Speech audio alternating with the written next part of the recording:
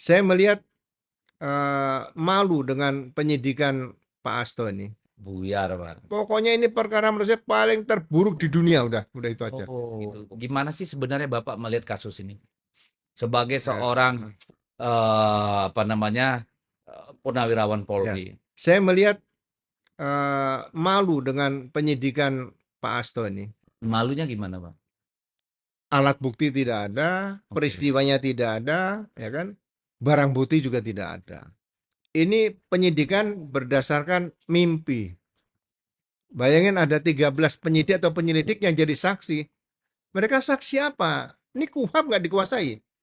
Saksi itu yang melihat, mendengar, atau Iya, itu saksi mengetahui. fakta, saksi. Nggak ada. Ini menggunakan pola kontrol delivery yang dilakukan oleh penyidikan narkotika. Nggak boleh. Oh, Ini penyidikan terburuk oleh KPK. Waduh, 180 derajat.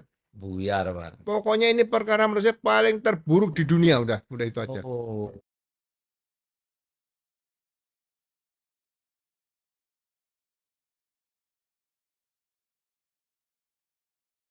jumpa lagi di channel DSTV.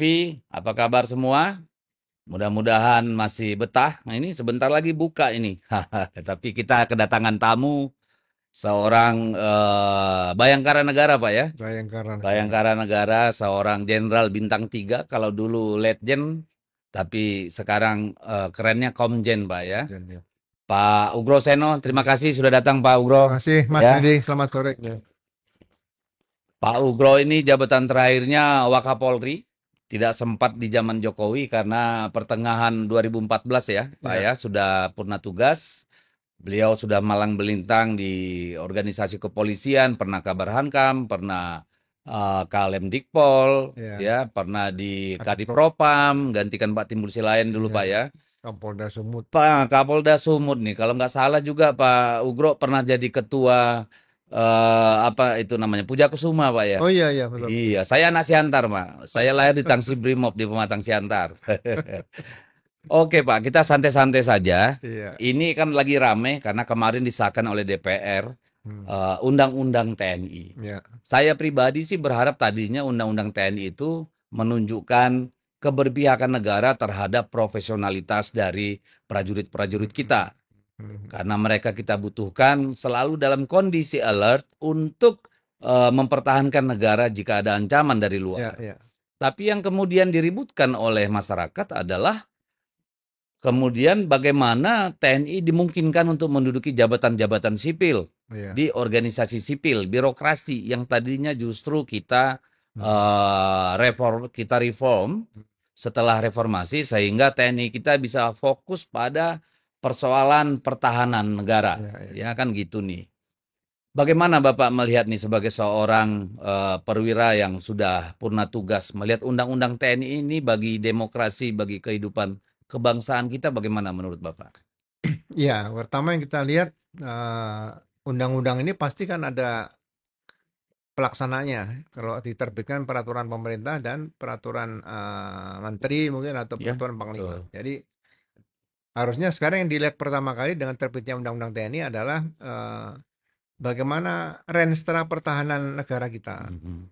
Apakah kekuatan TNI sekarang ini darat, laut, udara memang sudah mencukupi? Ya, Kalau sudah mencukupi, kira-kira bentuknya seperti apa? oke. Ya kan, sehingga Posturnya, Pak. ya memang benar-benar jangan sampai ada infiltrasi masuk dari luar yang mengakibatkan kita nanti kecolongan kemasukan musuh dari luar, kira-kira Ya, gitu. ya. Jadi contohnya seperti di Korea Selatan, itu kan perbatasan antara Korea Utara dan Korea Selatan itu militer jelas di situ perannya. Ya di DMZ ya, Ya, demilitarisasi zone itu ya. ya. Nah, sekarang kita harusnya melihat apakah di perbatasan provinsi-provinsi dengan negara misalnya Papua Nugini, kemudian dengan Brunei misalnya dengan Malaysia, nah ini harus diperkuat. Ya, saya dulu waktu di Lemhanas saya pikir kalau dengan PNG ini harusnya dibikin highway jalan itu dulu. Hmm, Kemudian pakai barrier, Pak ya. ya di situ di transportasi darat jalan, kemudian ada bandara, ada sekolah internasional, ada rumah sakit internasional, ada hotel, pariwisata dan pertahanan ini harusnya sudah Ya, ya, ya.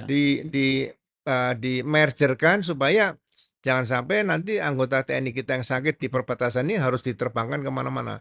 rumah sakit sudah siap di situ. Nah, itu yang problem, Pak, ya. Karena memang kita melihat kalau yang Bapak sebutkan tadi itu Hmm, sejalan dengan Bung Karno dan Bu Mega yang ya, menganggap perbatasan itu sebagai beranda depan iya betul NKRI betul, gitu. ya, betul, ya, Tapi kan kita melihat ternyata bahwa ya itu tempat buangan.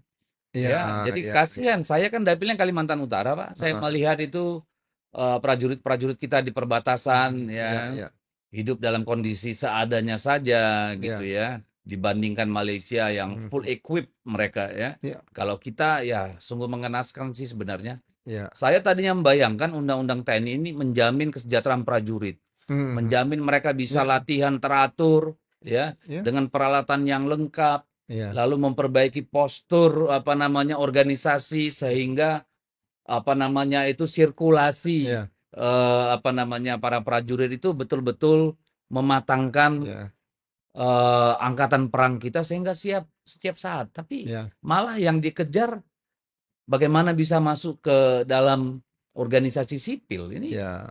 Jadi sebetulnya harus banyak tawaran ya.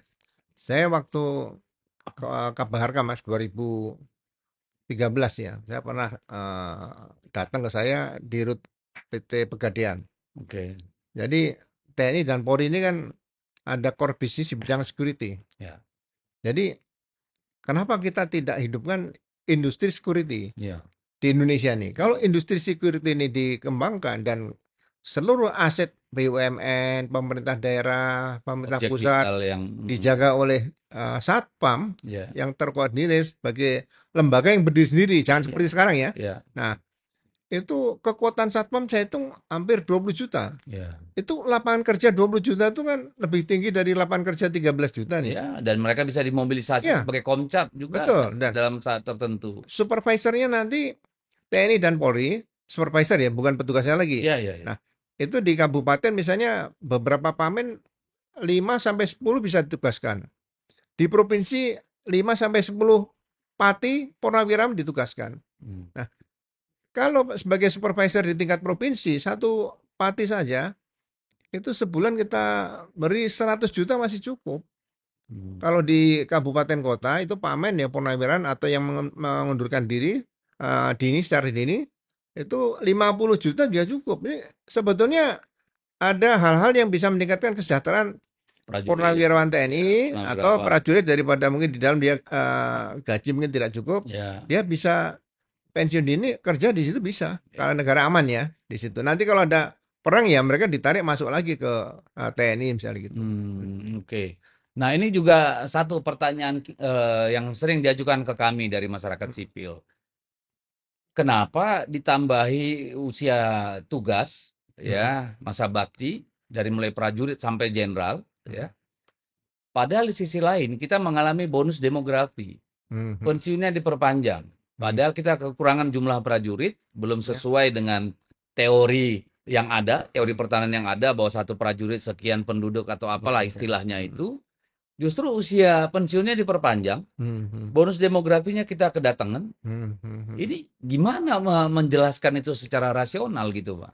Ya, jadi mungkin kalau yang bintang 4 saya dengar juga sampai usia 63 ya. Ya, 63. Ya, sebetulnya saya lebih bagus kalau Pati itu pensiun itu sampai 85. 85, Pak. Iya, karena biayanya lebih murah, tidak harus iya, Tidak ada ot tanggungan banyak lagi, Pak, ya? otaknya yang dipakai ya, dia kan kemampuan dia otaknya nih. Iya, iya, iya. Sehingga tidak perlu lagi harus punya kendaraan kendaraan dinas misalnya Toyota atau sejenis itulah ya yang Ya, LC ya atau mungkin ya, mungkin hanya antar jemput saja, tapi otaknya masih dipakai dan mungkin juga sama dengan Australia. Australia itu kalau nggak salah pensiun 55 tapi dia masih bisa diperpanjang sampai sampai berapa tahun asal kesehatan masih mencukupi, hmm, tapi hanya jabatan fungsional. fungsional ya, Nah, bukan struktural, Pak, ya, ya. yang Bukan efektif di komando. struktural itu mungkin sampai ya 60 lah cukup. Karena Hmm. ya kan masih Is- harus bisa turun ke Ya, lapangan ya logistik harus seperti mendukung. zaman dulu kan ada Jenderal Yusuf dulu. Ya, M Itu Yusuf. bisa keliling Indonesia itu prajurit Hmm. wah itu ditepuk-tepuk seluruh Indonesia beliau masih mampu. Tapi Ya, ya. kalau di atas 60 ya mungkin lebih bagus sebagai pejabat fungsional dibutuhkan tenaganya untuk kepentingan negara dan bangsa itu Ya, saja. lebih kepada birokrasi organisasi aja Ya, ya, bukan mungkin ada. sebagai panglima, Oh, atau bukan lagi, komando ya, gitu ya. ya. Ahli strategi Ya, pertahanan di situ dia bisa betul, main situ, betul. ya. Karena pengalaman tentu mematangkan Ya, mereka itu, kan, ya, pemahamannya terhadap ya. Indonesia yang begini luas. Nah, itu kemudian pertanyaan banyak pihak. Mungkin Bapak kan memang bukan pakar Hmm. pertahanan, tapi melihat ini, menurut Bapak apakah sudah sesuai nih cara pandang militer kita terhadap fakta bahwa Indonesia ini adalah negara kepulauan terbesar, Ya, ya? Apakah mm. cara pandang itu sudah ditunjukkan dengan postur angkatan perang kita? Ya, saya mungkin belum melihat ya strategi pertahanan kita seperti apa. Saya hanya mimpi saja. Misalnya gini, pulau-pulau yang ada di Indonesia ini pulau terluar. Itu sebetulnya perlu disiapkan apa untuk Ya, menghadapi ancaman dari luar nih yang ya, tiba-tiba datang loh, ya kan? Saya melihat misalnya di salah satu pulau kita tidak perlu beli tank, tapi senjatanya tank itu kita mungkin bisa produksi dalam negeri ya, yang bisa meriam dikendalikan kaliber pakai, besar ya. iya, itu untuk menghadapi serangan udara Ya, seperti itu. Jadi cukup dikendalikan satu orang di situ pakai bunker, ya, siapkan senjatanya. ya, Kalau pakai tank kan ngangkutnya juga berat, perawatan berat dan sepakat. sebagainya betul. Itu Me- mimpi saya loh, tapi kan mungkin berbeda sama rekan-rekan TNI kita aja. Oke, ya itulah kondisi kita. Nah, sekarang salah satu yang kemudian dipakai argumen oleh Kasat kita itu Pak Jenderal Maruli Simanjuntak. Dia bilang kenapa ketika TNI masuk ke sipil, ke birokrasi itu pada ribut, tapi waktu Polri tetangga katanya masuk ke sipil tidak masalah. Gimana Ya, menurut Bapak argumen itu? saya juga melihat begini. Jadi perlu ditata kembali. Jadi kepangkatan itu dulu di Polri juga ada piramida kepangkatan. Mhm. Ini sebetulnya tidak boleh dilanggar, Oke. gitu loh.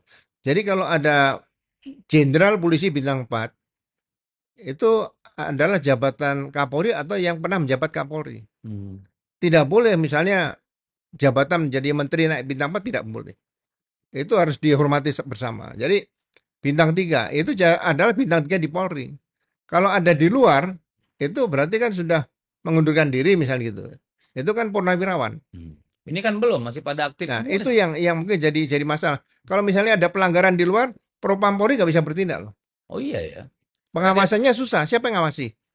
ASN nggak bisa, nggak bisa, Polri ya. nggak bisa. Polri juga nggak bisa. Ini yang Ja- perlu ditertibkan ke depan seperti itu. Jadi Seperti itu. wajar dong kecemburuan dari Matra TNI bahwa Polri bisa tuh kemana-mana, setahun bisa 40 orang Ya, di jadi dirjen, jadi sekjen segala macem. ya sebetulnya Polri ini kan masih masih membutuhkan personel yang cukup banyak. Jadi contoh begini, eh, banyak hal-hal yang masih membutuhkan kehadiran kehadiran Polri itu. Kalau memang mengejar pangkat, organisasi Polri ini bisa dibesarkan. Mhm. Seluruh Kapolda kalau di bintang 3 kan, berarti sudah ada 38 bintang 3 Mas. Ya, Belum nanti pejabat di Mabes. Semua asisten bintang 3. Nah, baru strukturnya. Saya dulu pernah waktu reorganisasi saya terlibat tahun 2000, kalau nggak salah tahun 2009, 2008. Ya. Jadi kita kan masih berdiri langsung kepada presiden nih. ya, Tapi coba kita blending antara sistem yang dipakai di Panglima TNI sama Mabes ABRI sama Kementerian Pertahanan. ya. Nah, di situ kita ada semacam dirjen atau semacam danjen gitu bintang 3 yang mengurusi pekerjaan-pekerjaan yang diamanatkan oleh Undang-Undang Kepolisian, Hmm, yaitu sebagai pemelihara Kamtimas, pelindung pengayom dan pelayan masyarakat dan penegak hukum. hmm, Nah, baru nanti di Mabes Polri itu ada Badan Pelaksana Pusat. ya. Ya, Badan Pelaksana Pusat misalnya tidak disebut Bareskrim lagi, tapi Badan Reserse Pidana Umum. Hmm. Ya, Badan Reserse Khusus Transnasional, transnasional. narkotika, korupsi, semuanya bintang 3. Berarti bisa 100 bintang 3 di polisi kalau ini mau dikembangkan. Ya, jadi organisasinya justru yang Ya dimekarkan, kan nggak usah bukan keluar. nyari tempat di Ya nggak luar, usah di Pak ya. luar. Karena Ya, sekarang bahkan dari Kompol, AKBP itu banyak di kementerian, iya. Pak. Jadi tujuan pertama masuk AKBRI saya dulu adalah Jadi polisi. Jadi dia, mengabdi kepada negara dan bangsa melalui Polri. ya, Tidak lagi terus kalau tidak ada Polri nanti pindah ke kementerian nggak ada. Ya. Itu kayak Kemendagri kan sekarang sekjennya, irjennya, menterinya semua Ya polisi kan. itu mungkin nggak tahu ya polanya Pak Jokowi kemarin ya kan. Iya, iya, Ya iya, jadi iya. ya saya melihat sendirilah waktu 2015 apa pemberhentian dan pengangkatan calon Kapolri juga menurut saya bermasalah gitu. Iya. Jadi presiden siapapun harus yakin bahwa TNI dan Polri ini punya rumah Mhm. dan sudah ada yang ngatur. Iya. Presiden harus yakin TNI dan Polri tidak akan mengkudeta Intervensi presiden, ya. tidak akan intervensi. Hmm. Dia sebagai aparat negara, bukan aparat pemerintah. Nah, itu yang suka salah. Nah, di situ ya. Suka salah Ya, ya kan betul ya. membedakan antara presiden sebagai kepala negara dengan kepala pemerintahan. Ya, makanya waktu 2015 saya pernah dipanggil Pak Jokowi waktu itu, saya sampaikan, mohon izin Bapak Presiden memberhentikan dan mengangkat seorang Kapolri itu sudah ada ketentuannya di Undang-Undang Kepolisian nomor 2 tahun 2002 di penjelasan. Hmm. Jadi di situ harus diserahkan presiden itu Pak SB dan sebelumnya itu hanya meminta tolong siapkan calon Kapolri Nama-nama. 2 atau 3 silakan. Nah, Ya. Wanjakti Polri, Dewan Ya. Kebijakan Tertinggi Polri akan memilih siapa yang terbaik di situ. Nah, waktu saya terakhir itu ikut, akhirnya Pak Sutarman terpilih di situ. Ya. Nah, tapi begitu saya pensiun, Pak Sutarman masih ada setahun, langsung diberhentikan. Nah, langsung Pak Jokowi kaget, waduh, saya pikir sah-sah aja Pak Guru untuk memilih kamu. Nggak bisa Pak. Itu sudah ada ketentuannya, karena jabatan Kapolri adalah jabatan karier tertinggi bagi setiap perwira di Polri. Ya. Makanya jangan ada yang saling ngunci. Hmm. Berarti kalau bintang 3 calon Kapolri, oh tidak perlu. Pak Timur waktu jadi Kapolri bintang Bintang 2, 2 masih Kapolda ya kan? Metro. Nah iya, terus kecuali Pak BAD. Kemudian Pak Anton Sudara bintang 2 dulu. Hmm. Pak Bandur Rusman bintang 2, Pak Sanusi semuanya bintang 2. Oke. Nah, makanya kalau memang mau dikembangkan, mau dikunci bintang 3, semua Kapolda bintang 3. Ya. Harusnya TNI dan Polri memakai pakem itu dong ya. Iya, Organisasinya yang dibesarkan. Karena iya, kalau dari atas piramidanya dibesarkan, iya. artinya kan prajurit perlu lebih banyak dong. Oh iya, iya Kan betul. jumlahnya ditambah. Iya. Ini Jadi bukan karena nggak dapat tempat di dalam organisasi internal, lalu lompat ke iya, organisasi sipil. betul. Kasihan sipilnya, Pak. Ya. Nanti setelah dari luar masuk lagi. Nah, itu lebih repot Kembali, lagi. lebih Jadi makanya kemarin saya bicara kawan-kawan gini, kenapa sih nggak dibicarakan kesejahteraan aja? Misalnya betul. Tamtama atau Bayangkara itu di Polri ya, itu gajinya kurang lebih 25 juta lah. Ya, Nanti kalau Bintara atau Brigadir itu 50 juta. Ya kan? Perwira pertama ya 75. Pamen 100 juta. Nggak apa-apa. Tapi dihitung kekuatannya berapa? Nah, jenderal-jenderal 125 juta. Kalau sudah dihitung ini tugasnya apa, pekerjaannya apa, dan sebagainya, tanggung jawabnya kepada siapa, saya rasa nggak ada yang mau keluar, Pak. iya Pak. Itu aja. Jadi, dan kalau itu terjadi, betul-betul jiwa bayangkaranya meluap-luap, nggak ada tuh, nggak selesai urusan narkoba, urusan judol, urusan gelap-gelap lainnya itu Pak ya. Ya, Jadi mereka sepenuhnya akan mengabdi pada negara kan. ya kita lihat, saya kan 1 tahun akabri kan di Magelang, bergabung dengan kawan-kawan dari Angkatan Darat, Laut, dan Teknik. Udara. Ya kan, kita belajar sejarah. Ada nggak ajudan-ajudan Jenderal Sudirman dulu yang minta jabatan pangkat? Pak Harto, dulu ajudan pengawalnya Pak Sudirman. Pak Suparjo Rostam nggak ada. Ya kalau niat pertama sudah masuk polisi ya sampai mati jadi Jadi polisi. polisi. Ya, kecuali memang dibutuhkan ada penugasan punya keahlian ya silahkan misalnya. Ya, tapi punya penugasan keahlian juga akan tuh rancu, Pak. Karena kan orang-orang yang ada di birokrasi itu sudah IPDN Oh iya, dari makanya tahun-tahun kan merangkak dari bawah, harapannya kan juga sampai ke puncak, minimal dirjen, sekjen, irjen ya, kan gitu nih. ya seharusnya ada sertifikasi untuk jadi wali kota, bupati, gubernur harus pernah mengikuti pendidikan di STPDN itu harusnya ada. Jangan sampai STPDN ini, waduh, Nggak saya ada nanti guna, Pak. iya jadi kadispora atau jadi kepala dinas Ya, apa nggak bisa level tertinggi kan gitu aja. walaupun saya ya melihat kemarin tuh cawe-cawenya PJ-PJ itu saya bilang rasain lo pada tuh sipil-sipil. Iya betul. Kemarin main-main dengan pemilu, sekarang tuh diambilin tuh sama polisi dan TNI dirjen-dirjennya. Rasain, Loh, nah, kan kira-kira gitu nih. saya setelah Wakapolri kan diminta jadi komisaris independen di PLN. PLN, oke. Ya, jadi PLN waktu banyak masalah dengan kejaksaan, dengan KPK atau dengan kepolisian, Hmm, Seluruh komisaris diambil dari wakil jaksa agung, wakapori, wakil BPK, masuk di situ. Ya, Nah, saya sudah 35 tahun 2 bulan di polisi, mungkin merintah orang marah, enak biasa, Kapolda biasa. Tapi di PLN harus jadi kayak belajar seperti lagi. orang dungu lagi. Istilah-istilah PLN banyak. Ya dong. Jadi, Tidak hanya istilah teknis, belum lagi soal neraca, keuangan oh ya dan sebagainya nggak kan. bisa. Mau mau bikin apa pinjaman misalnya Ya, nggak bisa. Itu harus ahli ekonomi. pasti. Karena kan kalau udah komisaris kan pasti masuk ke salah satu komisi kan, Iya, apa namanya komite, ya komite komitenya ya. audit, Ya, komite investasi, komite remunerasi dan segala macam kan. ya, penyakitnya muncul lagi. Hmm. Ini gimana? Ini gimana? Biasanya gimana? Ya udah gitu aja. Nah, ini yang ya kita siap-siap aja kita lihat nih eksperimentasi Pak Prabowo, Ya, bagaimana nanti BUMN, birokrasi kita diisi dengan militer, TNI, yang hmm, menurut saya sih kalau saya sebagai seorang warga negara berharap harusnya prajurit itu, Bayangkara itu ya lahir di sana dan sampai selesai ada di sana ya gitu dan pengabdi abdi negara dan bangsa. Iya, betul. Dan ini kan hanya menguntungkan segelintir orang juga, jenderal-jenderal yang dekat kekuasaan kan, nggak ada urusannya sama organisasi, nggak ada urusannya sama prajurit juga kan. ya tidak gini. Kalau militer yang kita akui ya, Polri juga ngakui lah. Itu adalah disiplinnya. Hmm, Disiplin. Jadi saya melihat ya senior lah Pak Sutioso bintang ya, 3 ya. ya. Pernah gubernur DKI. Kopassus lagi. Itu kalau rapat 15 menit sebelum rapat beliau sudah hadir. Ya.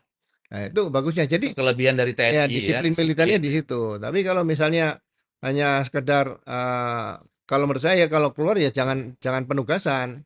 Jadi mungkin yang dikatakan Pak Safri ya, Sapri. Menhan itu ya pensiun dulu baru nanti penugasan. Dan Baru. itu harus melalui fit and proper loh. Iya dong. Dan harus ada proses persiapan juga dong. Ya, ya, Kalau dia ya. jadi dirjen kan harus ngerti tata kelola pemerintahan, Ya, betul. bagaimana regulasi yang ada, Betul ya. supaya jangan sampai salah kan. Ya, jadi jangan sampai nanti yang mengendalikan malah seperi-seperinya staf pribadi itu Ya, ya. itu yang repot sih. Nah, kembali ke soal Polri nih Pak, karena Hmm, Bapak latar belakangnya hmm, Polri.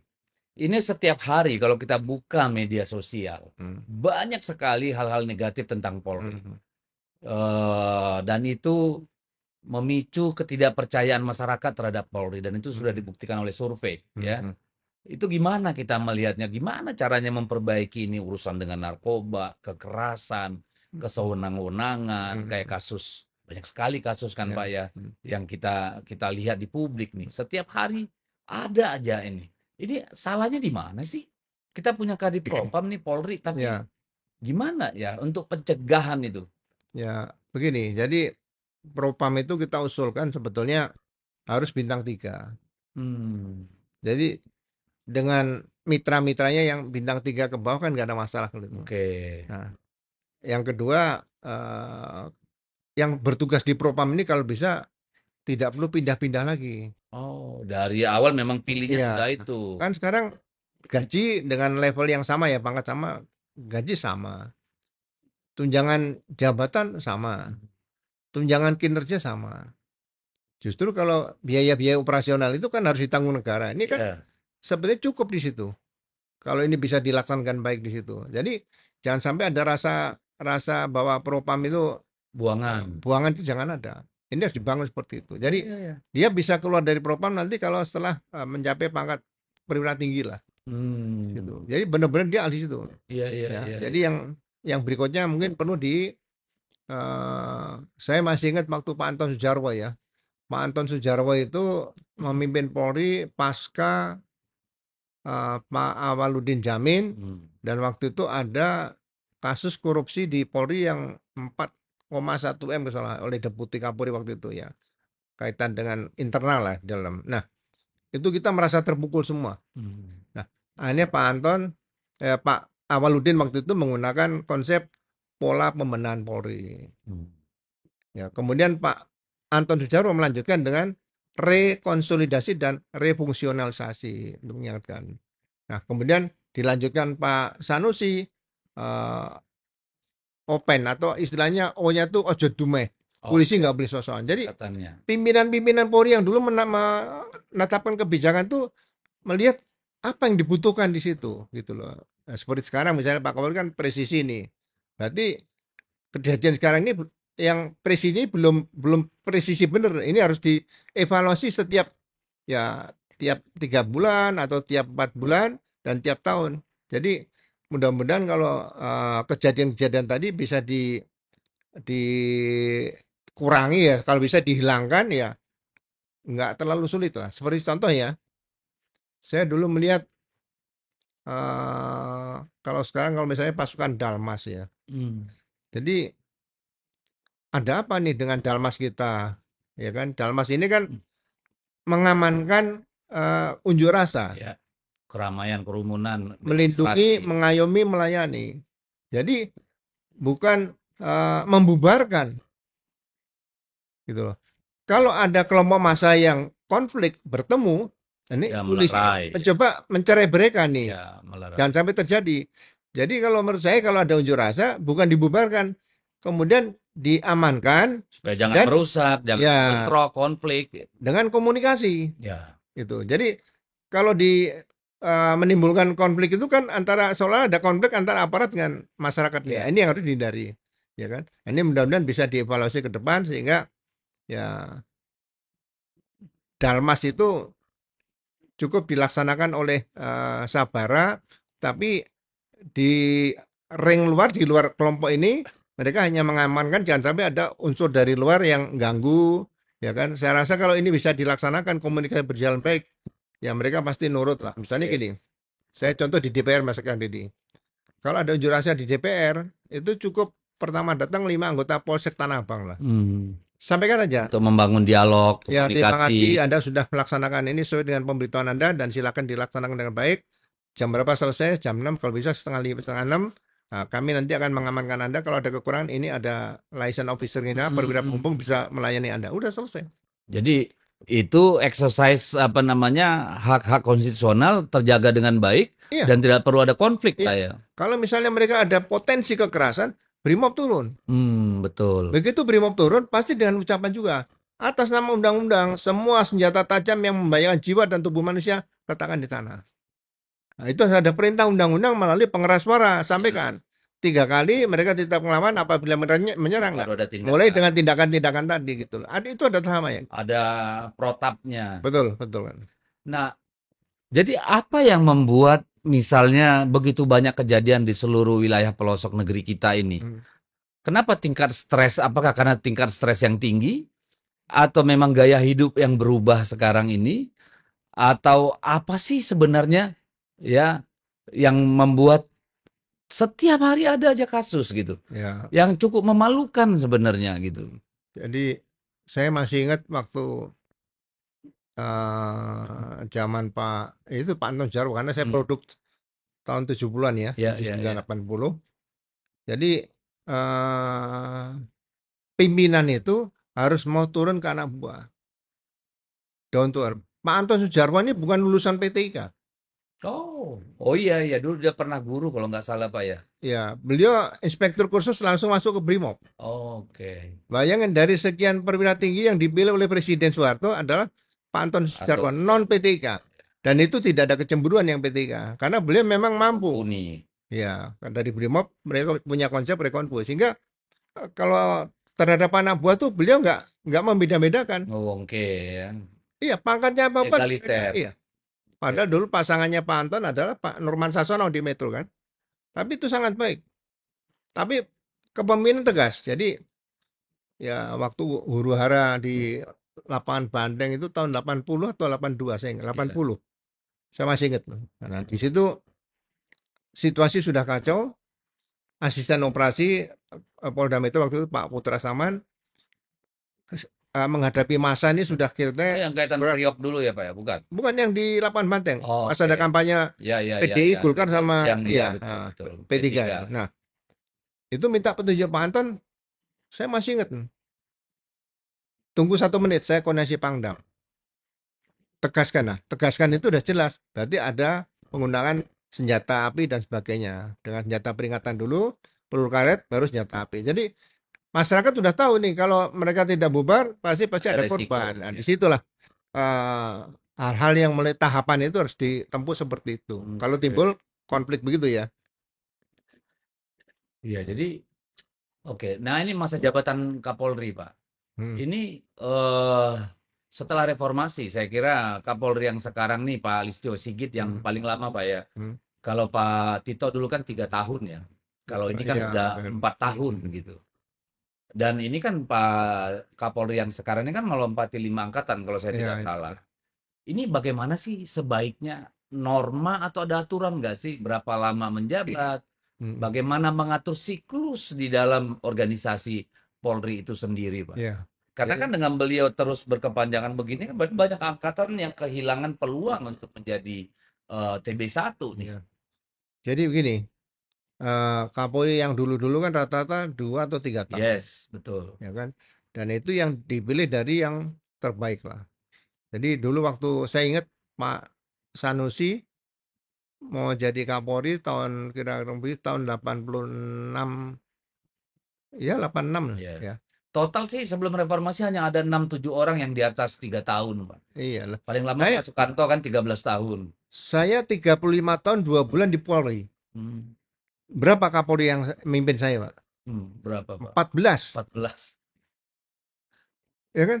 14 itu berarti kan ada yang 2 3 tahun. Iya, iya, iya, iya. Betul, Ya. betul. Dan itu kan tidak apa tidak membosankan gitu loh kan Ya, kasihan dan roda juga. organisasi berjalan terus, Ya, ya. enggak Jadi mesinnya baik nih, nggak ada yang berkarat kan gitu ya. nih. Jadi saya pernah dipimpin Pak Anton Sudarmo. Jadi kalau misalnya ada beliau cerita saya dulu kan sama-sama senang di pasukan kuda dulu kan. Jadi kalau ada misalnya jenderal yang salah dipanggil, panggil, Mas. Ada Ini pembinaan. kalau sampean komandan ada masalah gini gitu ya. Ya sebaiknya kita apa nonjob aja lah Pak. Ya udah, karena Anda ada laporan seperti ini ya nonjob aja nggak marah ya. Itu pendekatan Pak Anton. Oke. Tidak langsung Personal approach. pecat-pecat enggak Ya, enggak. Nah, personal approach itu dipakai di situ. Sehingga ya 14 Kapolri saya lihat terakhir ya Pak Tarman ya kan ya, junior saya aman. tapi ya Pak Timur kawan saya. Nah, itu pendekatannya seperti itu gitu Oke. loh. Jadi kalau kelamaan kan agak mengunci yang lain gitu loh, Ya, betul, betul. ya kan. Jadi Jadinya kan akan pasti ada ketidakpuasan, uh, ada Anda sungkan, kesungkanan. menegur kan sungkan. Ya, Kita di Akabri 4 tahun mas. Misalnya kita tingkat 4, yang mimpin kita ini dulu tingkat 1 di bawah kita ini juga agak pincang nggak agak bisa nggak secara seimbang psikologi ya ganggu ya. nggak presisi lah. Ya, Kalau yang mimpin masih 2 tahun di bawah kita itu masih masih enak lah masih kita bisa nyambung bicara lah, ya bisa gitu. setara ya. Dan kita ini kan pasti kenal dengan tingkat 4, tingkat 3, tingkat 2 ini pasti kenal. Oke, Dan ini baru masuk pasti nggak mesti kenal. bersentuhan. Iya. Nah, kalau begitu adanya dari pembicaraan kita tadi, Pak, apakah menurut Bapak nih antara TNI dan Polri ke depan ini pasti akan saling berebut nih jabatan-jabatan sipil? Karena Seharusnya. dari pihak TNI kan nganggap, wah kalian sudah enak-enak giliran kita dong bagi-bagi gitu nih. Apalagi sekarang presiden kan juga latar belakangnya militer gitu. Hmm. Apakah Bapak melihat ada kemungkinan ini ke depan? Ya seharusnya lebih banyak disampaikan kepada publik, kepada TNI, kepada Polri, jangan sampai timbul pemikiran seperti itu. Makanya Hmm. nanti peraturan menteri atau peraturan pemerintah yang melaksanakan undang-undang tadi Hmm. harus dibunyikan secara tegas dan jelas. Jangan asal dibuat gitu ya Iya, iya, nanti iya. ya Artinya proses rekrutmen di birokrasi juga harus transparan, toh ya jadi akuntabel juga kan? betul. Jadi misalnya begini, apakah mungkin nanti Polri bisa pindah ke TNI misalnya gitu? Hmm, betul. Atau di Saling tukar. Ya, atau enggak di Amerika dari militer pindah ke polisi bisa. Bisa, Gak ya. ada masalah. Itu ikut pendidikan sebentar kemudian menjadi polisi karena situasi menghadapi perang kan nggak ada di sana Betul, di betul, betul. NATO gitu ya. Ah, Nah, iya. mereka pindah ke polisi. Jadi kalau Nggak dia dari masalah. militer masuk ke polisi, pendidikan di akademi 3 bulan, ya udah bisa Ya langsung udah, jadi ya, polisi. ya, ya betul. Kita kan merindukan sebenarnya Pak ya, setiap saat polisi itu hadir di mana-mana. Ya. Dengan demikian kan, kalau kata Bung Napi ini, Bang Napi, kejahatan lahir bukan karena niat, tapi karena ada kesempatan. Hmm, hmm. Nah kita nggak pernah ngelihat nih polisi patroli di mana-mana, gitu ya. Ya, ya, Kan ya, ya. akhirnya ada begal di mana-mana, ada orang di jalanan pukul memukul hanya gara-gara senggolan.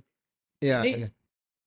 kalau kita lihat Inggris misalnya, di sana kan polisinya cuma ada dua tuh, yang Hmm. berjalan apa namanya untuk Kamtipmas, Ya, ya, yang patroli dan kemudian yang mengurusi yang tadi mungkin reserse dan kriminal gitu kan, ya, homicide dan segala macam itu. ya. Sehingga apa namanya ya, tertib sipilnya memang kelihatan kuat sekali. Korea juga seperti itu. Kita nggak Hmm. pernah nemu polisi itu Hmm. apa namanya di jalan warawiri pakai pistol, cuma bawa pentungan doang tuh. Ya, ya, ya. Nah kita nyari polisi susah. Bahkan Hmm. kejadian yang pemilik rental mobil ditembak oleh Ya, ya, TNI itu dia lapor ke polisi, malah nggak diladenin sampai ya. akhirnya meninggal Hmm. dunia. Hmm. Nah, problem kita ini bagaimana? Apakah kekurangan anggaran? Misalnya untuk memperbanyak prajurit, memperbanyak kendaraan untuk Hmm. patroli. Hmm. Tapi kalau kita lihat anggaran, Pak, bahkan Polri hari ini kan lebih besar dari TNI. Ya, 136 dengan 126. ya. Ini apa yang terjadi dengan kita? Ah, saya waktu Kabarkam pernah membangun kontak center atau call center 110. Oke. Dan itu bisa ditelepon masyarakat dari seluruh Indonesia. Kita kerjasama dengan Telkom, Mhm. kemudian kita membayar tiap bulan kepada Telkom itu 1 M. Oke. Tapi oleh Telkom nanti akan diusahakan tidak perlu bayar lagi karena akan dikonversi dengan Jastel yang ada di Digunakan. Polri. Ya. Karena sekarang kan nggak menggunakan telepon yang di rumah itu. Ya, ya, ya. Itu. Landline. Ya, jadi 110 udah disiapkan tapi kelihatannya berganti lagi. Nah, ini padahal kan dibutuhkan sehingga masyarakat yang mengkomunikasi dengan polisi cukup dengan telepon Call langsung center ke tadi, center ya. 911 kalau di Heeh, Amerika ya, yang terkenal itu. ya. Nah, kemudian waktu kita mau reorganisasi tahun 2008, nah, itu Polsek itu tidak diberikan beban penegakan hukum. Polsek itu bebannya adalah pemeliharaan Kamtipmas, pemeliharaan keamanan di masyarakat, dan dia lebih banyak berinteraksi komunikasi dengan masyarakat. Masyarakat sebagai preventif dan Ya, dan pelayanan, Pak ya. ini pernah dibantu juga oleh kepolisian Jepang dengan Koban tadi. Oke. Ya, jadi kekuatan polisi diatur di Polsek ini lebih banyak nanti mungkin patroli jalan kaki, mungkin ada patroli dengan mobil dan sebagainya, sehingga banyak berkomunikasi dengan masyarakat. Nah, Polres nanti ada penegakan hukum. Nah, ini dilengkapi mungkin kendaraannya apa peralatan alat-alat utama atau alat-alat khususnya dia dilengkapi. Nah, Polda nanti baru backup kalau misalnya ada kejadian-kejadian yang luar biasa kekuatan ya diturunkan pasukan Polda. Ini pernah dibicarakan tapi sekarang ya memang sama kita melihat kok patroli jalan kaki nggak ada nih. Nggak ada, Ya, nggak pernah jadi ketemu. kalau patroli jalan kaki nggak ada, mungkin nanti ada survei suatu saat kenapa polisi zaman dulu usianya lebih panjang daripada polisi sekarang. Sekarang perutnya kayak saya Ya, semua nih, karena maju ke kalau depan. zaman dulu patroli jalan kaki. Tuh. Jadi benar-benar ini perlu diadakan penelitian kembali, ya kan? Kemudian apa yang harus dilakukan polisi? Menurut saya patroli jalan kaki adalah yang terbaik untuk polisi ke Betul, depan. betul. Kalau perlu, kalau malam hari patrolinya pakai egrang. Nah, iya, pakai sepeda. Sekarang Ya, sepeda listrik juga mereka nggak perlu iya. capek kan? Jadi masyarakat yang dengar itu ini ada polisi lewat gitu loh. Penjahat pun mikir ada polisi lewat nggak akan berani berbuat seperti itu. Iya. Ya. Karena lihat ya itu yang apa itu yang buser-buser. Ya, Itu kan animo masyarakat, apresiasi masyarakat kan tinggi sekali, Pak. iya. Dengan mereka itu. Kenapa? Masyarakat merasa oh ada polisi yang di mana-mana melindungi kita gitu. Nah, zaman dulu Mas Taya SMA itu di Semarang nih. Itu namanya patroli Sabara namanya Kancil. Kalau Kancil. Kancil itu pakai Toyota Jeep waktu itu yang Ya, dibuka, ya ya, kan? Dia lewat patroli orang yang kumpul-kumpul pasti bubar. bubar, betul. Padahal lewat aja. Nah, di Jakarta itu ada rusa. Oh, Di Jawa Tengah Kancil, di sini rusa. Jadi rusa ini begitu lewat orang udah tahu ini polisi ini kelihatannya banyak, padahal tidak banyak. Begitu betul. diperintahkan dari pusat, ada kejadian semua datang. Gitu. Padahal polisi hanya berapa? 10 setiap malam dan siang. Malam siang itu hanya 10 mobil, Pak. Tapi rasanya Jakarta Raya udah bisa di-cover. Nah, sekarang mobil banyak, tapi rasanya kok nggak ketemu gitu ya. Ya, Nah, ini mungkin, betul. mungkin perlu direevaluasi kembali sehingga kehadiran polisi di masyarakat tadi benar-benar bisa di apa Dirasakan dirasakan langsung. lagi oleh Hmm. masyarakat. Seperti contoh laporan. Laporan polisi kan bisa online. Sekarang ya. Harusnya. Oh, oke. Dia telepon aja atau buka di komputer aja. Langsung diisi. Nggak ada masalah. Ya kan? Ya mungkin beberapa kita nih yang sudah Bayangkara tua ini kan sebenarnya tidak boleh mati.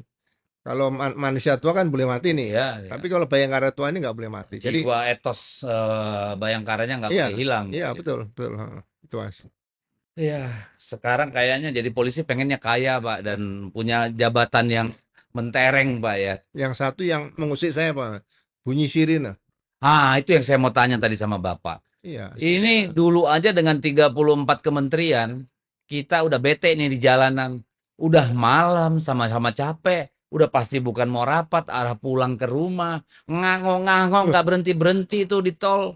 Nah, betul Mas. sekarang 48 menteri, 59 wakil menteri, tambah staf khusus, utusan khusus, stafsus, entah apa-apa lagi. Setiap saat kita di jalan ketemu mereka. Ini gimana sih, Pak? Seharusnya Presiden, Kapolri, atau Menteri Perhubungan jelas. Tidak ada lagi pengawalan-pengawalan di jalan raya kecuali Presiden, kemudian Wakil Presiden, Mhm. Kepala Negara Asing, kemudian konvoi, misalnya pasukan dan Ya, sebagainya. yang dibutuhkan buat Nah, ketertiban. yang keempat lima ambulan dan kereta jenazah. Sesuai undang-undang, Pak ya. Ya, yang lain nggak perlu. Karena sirine itu kadang-kadang sampai jam 6 sore, jam 7 malam juga masih bunyi. Setengah 10, Pak. Kita Loh, di tol juga ngak saya minggir.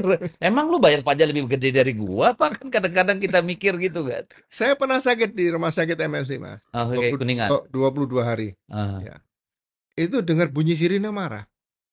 pasti, karena stressing kan, Pak. Iya, kita kita ini sakit gitu. Tapi Mm-mm. sirine lewat nih. Nggak Ya. berhenti-berhenti. Padahal waktu saya kecil, itu 50 meter dari rumah sakit sudah dipasang tanda dilarang membunyikan klakson. Klakson. Nah, itu dia. Nggak ada sekarang. Sekarang nggak ada aturan. Mau lewat rumah sakit, mau lewat ada acara orang kematian, udah nggak ada yang Kita ngatur. mengklakson orang aja itu rasanya sungkan. Iya. Lah ini not. Lalu emang mau ke bulan gitu kadang-kadang kita mikir kan. Tahun Anak kucing lu mau pada mati gitu sehingga harus pakai ngangguser orang dari jalanan. tahun Apa sih? 80 Gak ada, Pak. kalau ada yang pakai strobo, Aha. pakai sirena, diberhentikan polisi. Langsung Pak, mohon dicopot dulu Pak, baru Bapak jalan. Iya, iya, iya, iya.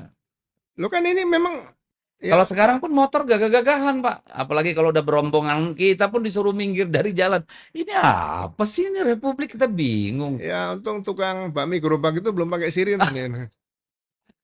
Ya memang betul itu, Pak. Saya kira ini Pak Kapolri ini harus perhatikan benar nih, karena betul-betul sangat mengganggu. Seolah-olah ada warga kelas 1, kelas 2 ini di jalanan, padahal mereka dibiayai oleh negara, kita pakai duit sendiri gitu kan. Kok mereka merasa lebih berhak. Kalau nggak mau telat ya bangun lebih pagi dong, Pak. Kan kira-kira gitu Loh, ya, Pak ya. kalau hanya pengen masuk bahu jalan nggak apa-apa. Hmm, Nanti kalau dia ada polisi yang memberhentikan kasih lampu aja. ya didim Udah, aja. stiker ini cukup nggak usah. Apalagi sekarang kalau saya nggak tahu Mas di DPR ini kan DPR. awalan ada nggak misalnya gitu. Tambah banyak lagi. Oh, ada banyak anggota dewan, Pak. Ada yang dikawal motor satu, mobil satu di depan, mobil satu di belakang, Pak. Itu cuma anggota dewan, Pak. Terus saya dulu Itu juga parah. Menteri Menpora sama Pak Imam dulu nggak salah itu. Saya lihat pengawalnya 3 sepeda motor, 3 mobil. Siapa itu, Pak? Menpora, Oh, Menpora. Pak Imam Narawi kan saya lihat. Oh. 3 motor dan 3 mobil. Ini kalau di Medan, Pak, dibilang se apa namanya seberingas-beringasnya militer gila, lebih gila yang gila militer katanya, lebih bengis. Ya, ada dulu bupati di Sumatera Utara. Iya. Saya tanya, Pak, kenapa Bapak kok pengen jadi bupati? Saya kepengen kemana-mana dikawal. Hanya kepengen Dikawal. kawal, pengen jadi bupati. Nenot-nenot Iya. katanya. Padahal kita malu, Pak, kalau dikawal kayak gitu. Ini apa sih emangnya kita keranda bawahnya? Malu kita kan? Apa gitu ya? Saya dulu Kapolda Sumut, baru sehari dari rumah ke kantor, yang awal propos dari belakang. Hmm. Sepeda motor. Ya, ya, ya, ya. Saya bilang, begitu sampai rumah, besok nggak usah pengawalan. Kamu tiap hari menghirup CO tuh kira-kira umurmu nggak sampai Tuh. 50 udah meninggal nanti. Udah nggak usah pengawalan. Gitu aja. Nah, ini soal kesejahteraan, Pak. Kesejahteraan tidak saja di TNI, di Polri ya. Saya kira juga negara harus betul-betul mempertimbangkan dengan baik lah. Ya, Jenderal-jenderal yang di atas sekarang juga mikirin lah. Bagaimana memastikan anak-anak Bayangkara, anak-anak prajurit itu bisa sampai perguruan tinggi. Bagaimana mereka bisa Hmm. punya rumah kalau sudah selesai masa dinas Iya. bagi yang membutuhkan gitu loh. Hmm. Jangan setelah pensiun rumah nggak punya, motor nggak punya, itu banyak loh Pak di seluruh republik ini Pak. Iya. Menyedihkan kadang-kadang. Kalau mereka dipaksa untuk mikir bagaimana gua bisa nyekolahin anak, beli motor, beli mobil, beli rumah, nggak mikirin masyarakat Pak. Ya. Ya, jadi harus nyari sambilan gimana ini memenuhi kebutuhan. Harusnya kan dijamin ada dana abadi, Pak. Di Ya. Polri maupun di TNI, Pak. Sehingga anak-anak kolong, anak-anak asrama itu bisa minimal D3 lah, Pak. Ya, kan harusnya ada begitu. Oh, terima kasih udah buka ya. Ya. Silakan, silakan Pak, dibatalin dulu. Saya telat sahur, tapi saya batalin juga lah. Silakan juga yang mau berbuka, teman-teman semua. Semoga ibadah puasanya lancar. Nah, ini yang sampai sekarang, Pak, saya sebenarnya miris, Pak.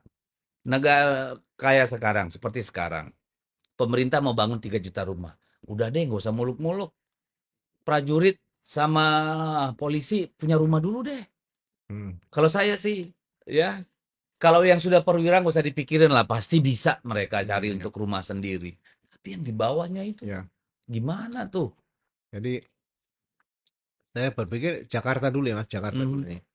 Jakarta dulu ini harusnya Pemda gubernur lah ya. Ya, Itu bangun apartemen. Sekarang kan sudah ada MRT nih ya, di sekitar MRT. dibangun. Ya, dibangun apartemen dan itu free bagi TNI, Polri, ASN, Polri, ASN yang memang berkantor situ. ya, Sehingga tidak perlu pakai kendaraan. itu mengurangi kemacetan. Ya. Nah, ini kalau bisa diciptakan ya mereka free situ nanti kalau mereka suatu saat pengen rumah, nah masing-masing instansi siapkan bagaimana caranya bisa Ya, mendapatkan kredit rumah. Mereka mungkin menyiapkan tanah di mana kan belum tentu pensiun di Jakarta nih ya, ya, ya, atau itu di kan daerah. problemnya. Nah, itu Ya, mungkin harus diatur. Jadi bisa dikredit rumahnya di mana. Jadi jangan sampai yang tinggal di Jakarta rumahnya masih di Kalimantan. Kalimantan tapi di Jakarta dia kontrak lagi. Ya, ya. Nah, apartemen salah satu solusi bisa menyelesaikan masalah di Oke. situ. Makanya kan saya cenderung Pak untuk rumah itu prajurit yang dibawa. Kalau udah Iya, perwira kan pasti ke iya, seluruh Indonesia kan. iya. Tapi kan Nah, kalau yang apa istilahnya itu AIBDA dan segala macam ya, yang di bawah-bawah itu ya, kan jarang itu lintas provinsi Pak. iya. Kan Jadi, harusnya itu dulu lah diberesin kalau menurut saya perlahan-lahan. ya, Jadi dihitung nih masa tugas berapa? 30 tahun, berapa tahun dia harus nyicil? ya, Berapa yang kemudian disubsidi oleh pemerintah atau ya, Polri atau betul. TNI gitu loh, Pak. Ya, Kan harusnya ada desain itu ya, untuk ya. mereka gitu.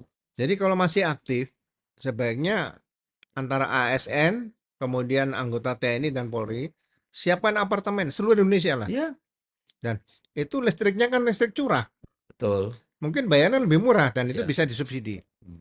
Itu. Nah, kemudian kalau mereka ingin rumah ya setelah masa perjalanan dinas, silakan mereka cari tanah di masing-masing. Ya, Nanti di mana? Nah, ada yang dibangunkan ya. memfasilitasi ya di situ. Jadi mereka tidak mikir kontrak lagi Ya, ada. kan itu bisa dipotong oleh negara sejak dia berdinas, Iya, dihitung pokoknya nanti dia pensiun harga rumah dengan standar ini berapa. iya, Lalu tinggal dia pilih di iya, mana. Kan betul, gitu, betul. kerjasama dengan Iya, pengembang di daerah-daerah.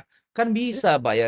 Tapi sementara dia disiapkan apartemen yang free Ya, gitu. Karena mereka hanya betul. mikir kerja di kantor dengan Ya, mungkin gaji seperti selama itu masa ya. tugas Ya. ya. Nah, kemudian pendidikan. Ini juga perlu dipikirkan. Pendidikan ini apakah mereka juga mendapat subsidi anak-anak dari TNI dan Polri ini kan gitu. Jadi benar-benar ini harus diperhatikan oleh pemerintah. Yang pernah diperhatikan oleh Menhankam Pangap dulu ya, Pak Panglima M. ABRI, Yusuf. itu M. Yusuf diberi susu, Oke. susu Sinta itu. Iya, iya, iya. Itu pun sebenarnya sudah dirasakan luar biasa, ya kan?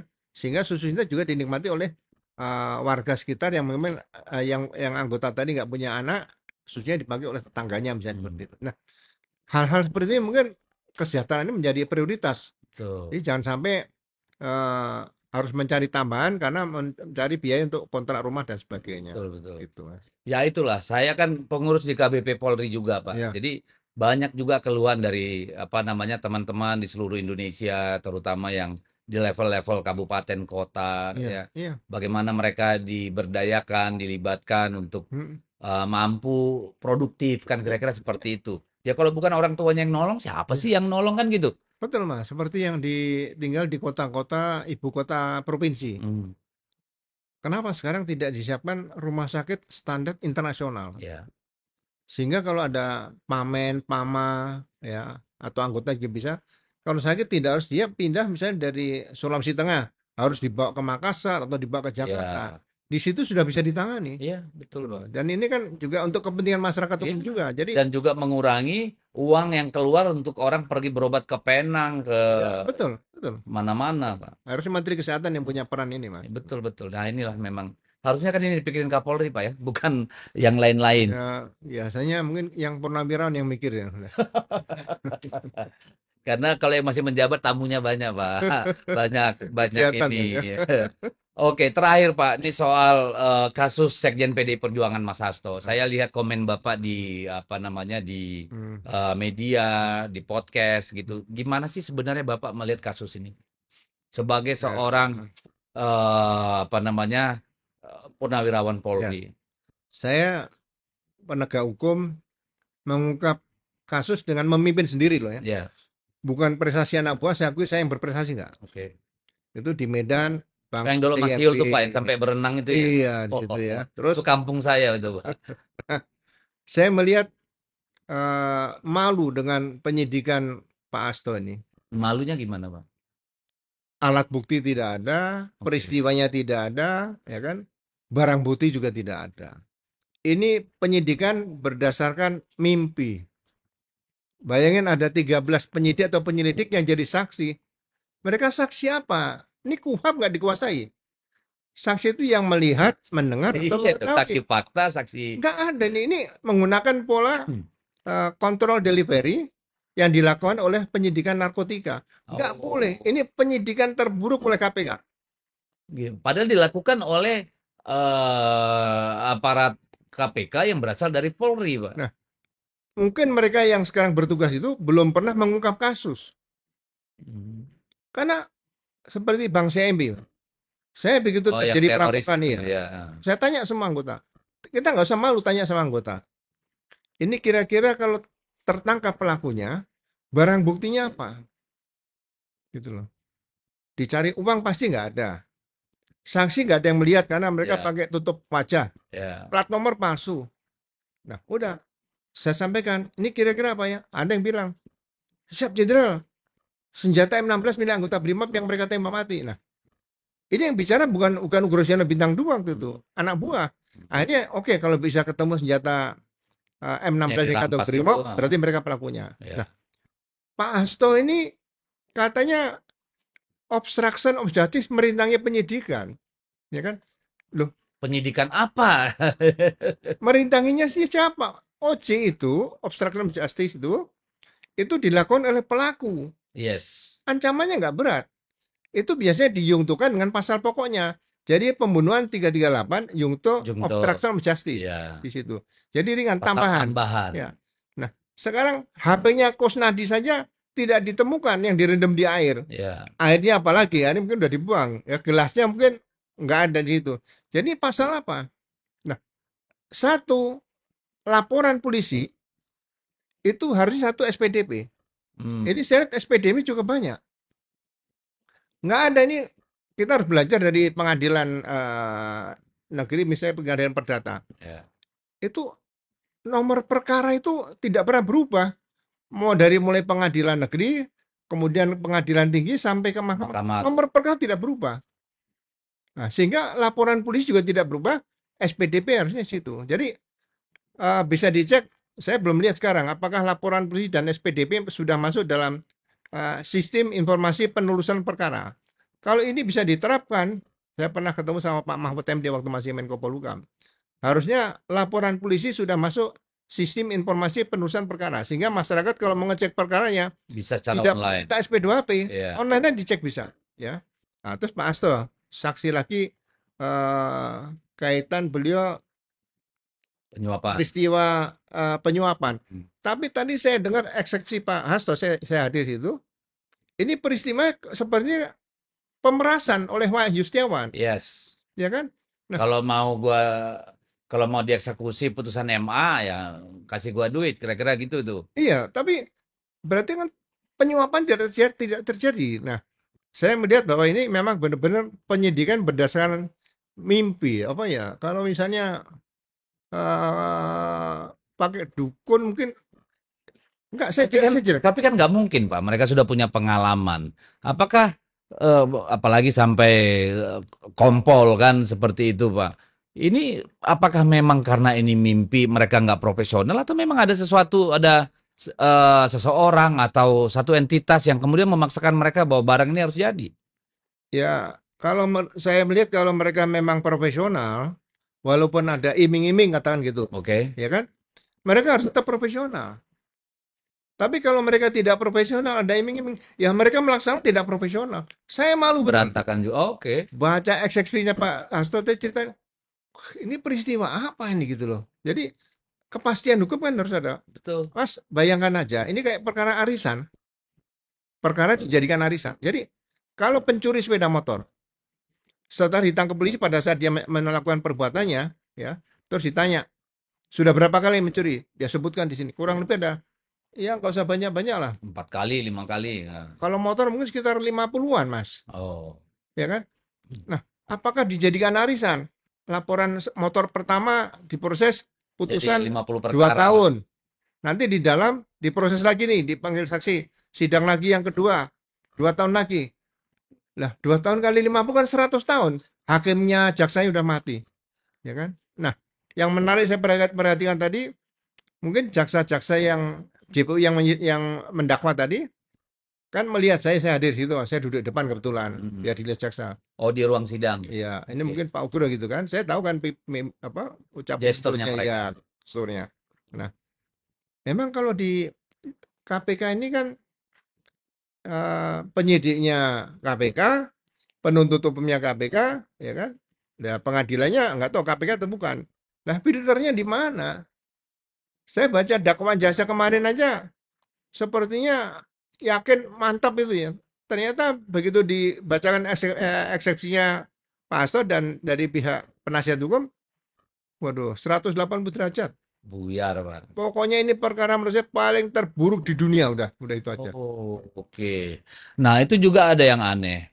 Waktu pra-peradilan, itu kan bahkan sampai saksi dari KPK, dua orang itu akhirnya sepakat dalam proses itu, Hmm. ya tanda kutip bahwa ya memang tidak sempurna nih proses-proses Iya. yang Heeh, dilakukan oleh heeh. KPK. Tapi kemudian hakimnya ini Justice Baunya ini katanya ada tekanan nih dari atas, akhirnya memutus tidak diterima, bukan ditolak. Dengan alasan dua sprindik disatukan jadi satu dalam prapit. Iya. Ketika diajukan prapit kedua, KPK-nya mangkir, ya, minta penundaan, ya. Begitu ditunda, di tengah jalan dia masukkan berkas perkara. Akhirnya menggugurkan prapit yang sebenarnya sudah bersidang, Iya. sudah ditetapkan hakim dan tanggal, ya. Tapi kemudian KPK-nya motong nih, teng. Ini apa boleh begini, Pak? Ya, makanya kalau saya bisa membaca situasi ini, penyidik KPK ini beda dengan penyidik Polri. Hmm, Penyidikan KPK berbeda dengan penyidikan. Ini penyidik gedongan. maksudnya gedongan gimana? Di dalam gedung aja. Ah, betul, betul, betul. Karena Ya, mereka manggil orang juga nggak ditanyain juga 3 jam cuma kena AC aja tuh. sama pra peradilan takut. Coba Polri, nggak ada yang takut sama pra peradilan. Ya ini Padahal mereka kan dulu pernah di Polri ini. Kenapa setelah masuk KPK bukannya berani menghadapi peradilan, pra ya peradilan? Kenapa takut? betul. Kenapa Justru nyalinya turun? harusnya kan dengan prapit itu mereka bisa membuktikan bahwa mereka sudah bekerja secara profesional. Loh, Sehingga orang akan percaya ketika proses perkara pokok itu memang sudah dijalankan dengan baik kan? penggeledahan ke kediaman Pak Hasto, Hmm, 8 mobil.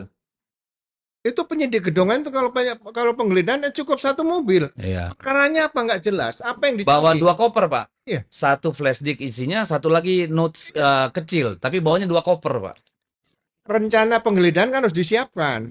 Penggeledahan mau nemukan apa nih gitu. Mau nemukan HP yang masuk dalam air, mau nemukan gelas dan sebagainya untuk obstruction justice. Nah ini kan harus disiapkan, bukan datang rame-rame seperti itu. Berarti mereka takut menggeledah sendirian. Kemudian menggeledah tempatnya kantornya Pak Febri, Hmm. pakai 5 kendaraan. Perkaranya apa? Ya kan? Oh, yang jam Kasus SDL sama terima, jam pitsus ya. iya. katanya terima apa uang hasil TPPU-nya Pak Menteri Pertanian dulu. SDL. Nah, itu yang disidik jaksa yang 27 miliar. Kenapa KPK nggak turun? Seharusnya sekarang dengan penyidikan korupsi oleh Kejaksaan Agung dan kepolisian sudah mulai tumbuh. KPK ini perkuat di supervisi, Ya, gitu loh. Jangan KPK berlomba nih, Kejaksaan Agung juga nangkap ya, sendiri, dari jaksa panggung sendiri. KPK sendiri, polisi sendiri, kasihan. Nah, saya sarankan ke depan nanti, ya mudah-mudahan pasal 284 hukum acara pidana bisa dilaksanakan secara murni dan konsekuen. Penyidik korupsi kembalikan Polri di depan, penuntutnya jaksa, KPK kalau mau supervisi aja, gitu. Jangan banyak-banyak. Makanya sekarang kan sudah ada ASN. Nah, kalau KPK sudah menjadi ASN, berarti dia PPNS, Ya, bukan lagi penyidik Polri di situ, udah ya betul. PPNS.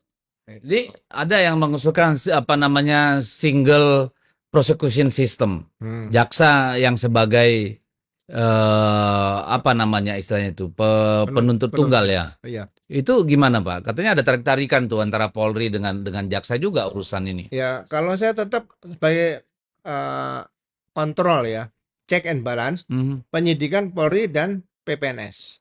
Oke. Seperti dengan KUHAP. KUHAP itu masih karya agung, masih bagus. Nggak perlu diutak-atik. Nah, kemudian jaksa penuntut. Jadi jangan sampai nanti kejadian seperti sekolah penyidikan, Mas. Itu penyidikan tuh harus lulus Pusdikserse Megamendung. Hmm. Kalau mau ditingkatkan FBI. Kalau mau ditingkatkan lagi ke Jerman. Hmm. Nggak gampang. Jadi kalau kayak Rosa itu udah pernah ke Jerman atau ke FBI belum tuh Pak? Saya takutnya Megamendung juga belum. Kalau saya Megamendung saya. Megamendung ya. Tapi ya pernah ikut-ikut misalnya apa bagaimana dengan DEA menggerbek narkotika seperti itu. Jadi ya ini dibutuhkan yang berpengalaman. Maka lebih bagus yang ke KPK itu nanti ke depan kalau bisa. Jangan perwira masih berpangkat pamen ke bawah. Hmm. Penyidik di situ adalah brigjen di situ bisa lah. Oke. Perwira tinggi saja supaya pengalaman dalam penyidikan itu apa ya lebih matang dan kalau misalnya dewan pengawas ya kalau misalnya debat sama dewan pengawas sudah siap. Ya. Nah, saya memikir lagi dengan kejadian yang carut marut ini lebih bagus dalam rangka criminal justice system antara penyidikan, penuntutan dan pengadilan ini itu lembaga pengawas satu aja, nggak usah dewan pengawas KPK. Oh. Satu, nah ini diisi oleh ya Purnawirawan Jenderal udah senior nggak apa-apa. Jadi dia bisa melihat oh ini tidak benar, langsung PT dia gitu nggak ada masalah. Oke. Kita benar-benar hukum ditegakkan seperti itu. Kalau masih ada Komisi Kepolisian Nasional, ada Komisi Kejaksaan, ada KY, ya hasilnya saya tidak pernah melihat ada hasil yang optimal nggak ada. Ya karena memang Kompolnas atau Komisi Kejaksaan juga kan tidak didesain untuk menertibkan Iya. institusi kan? Dewan Pengawas KPK Ya, turun. betul. Ada kejadian seperti pengambilan HP-nya siapa yang Kusnadi. ajudannya Kusnadi. Harusnya itu pelanggaran berat itu nggak bisa. Betul, pakai menyamar segala. Tapi oke. Baik, kita sudah panjang lebar bicara dengan Pak Komjen Ugroseno. Saya kira pertama tadi kita bicara soal TNI, soal Polri, soal KPK gitu ya. Saya kira tidak ada kita yang tidak menginginkan negara ini tegak berdasarkan hukum. Karena berdasarkan hukum kita bisa berharap keadilan. Tapi kalau negara ini tegak berdasarkan kekuasaan, maka tunggu waktu kekacauan yang akan datang. Betul nggak Pak? Ya. Nah, kita berharap semua abdi negara, apakah itu birokrasi, TNI, Polri, KPK, jaksa, dan semuanya itu memang tunduk pada hukum dan undang-undang. Bukan tunduk sama mereka yang melantik, apalagi yang menandatangani SK pengangkatan ya Pak ya. Sampai jumpa lain waktu. Terima kasih. Terima kasih Pak. Terima kasih. Ayo Pak.